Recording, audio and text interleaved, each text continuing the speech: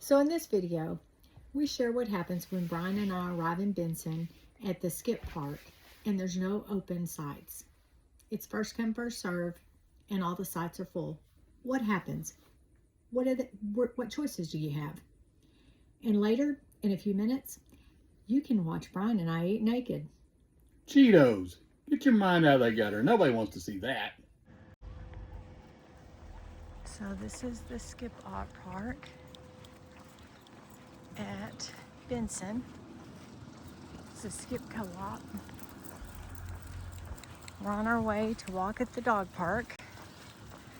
Let the pups go potty. So we are down here in dry camping in site 604. Dry camping is just here on the paved lot as you come in, and it's a pull through, so that's fairly simple and easy to get to. But as you can see, there's some residents, and then there's RV park slots coming up that you can either pull in or back in.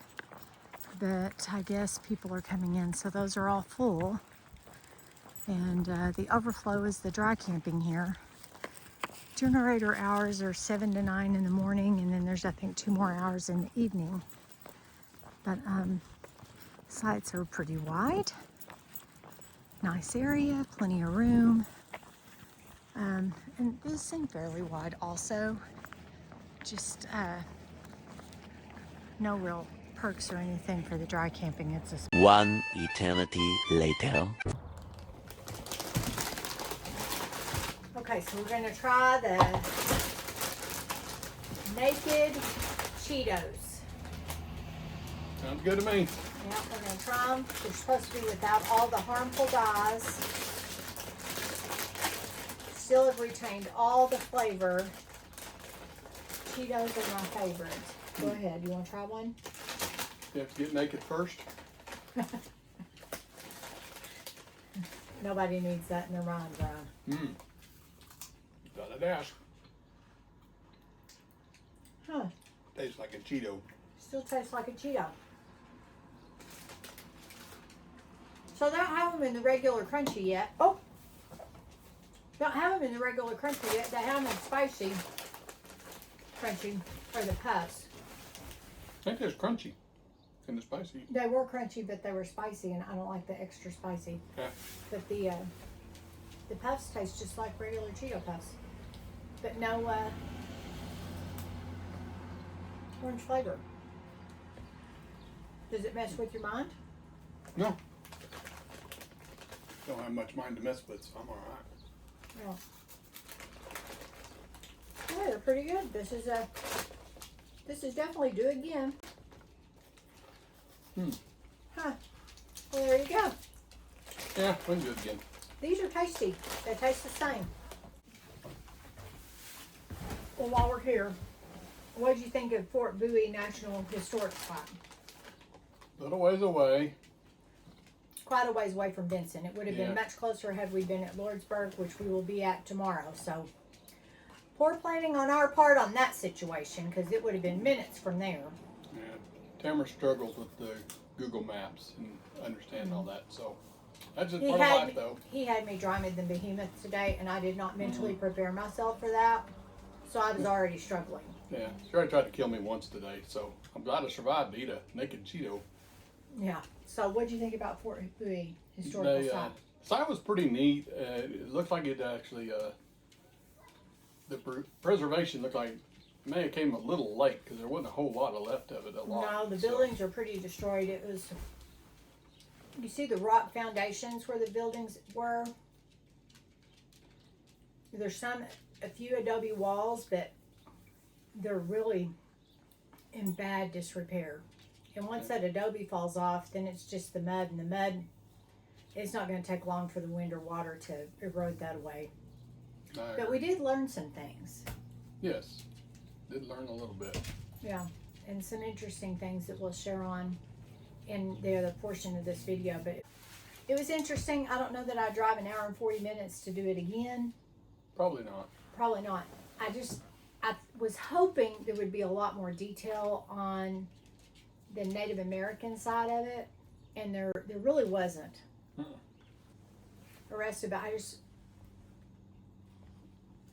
when you looked out at there at the desert, you're trying to figure out what drew people here, and how in the world could Native Americans, they must have had some type of resilience to live in that barren desert, because there's just not a lot there. No, it wasn't for the water. I don't think anybody had been there.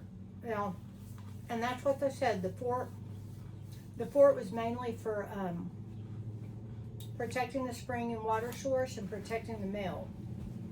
They had a mail carrier service that went directly through there. That was part of the route. But I'm sure they were out there to kind of help have a presence to try to deter raids and stuff on farmers and ranchers that were trying to settle and make a living there. But I was trying to figure out how they actually did the camera work back in the 1800s.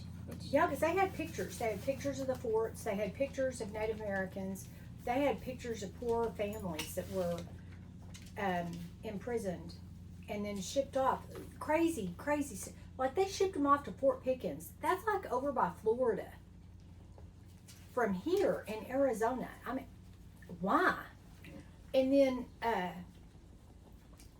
you know, of course they had a reservation here, but the people, you know, the young Apache weren't happy with... You're going way too long. Going way too long.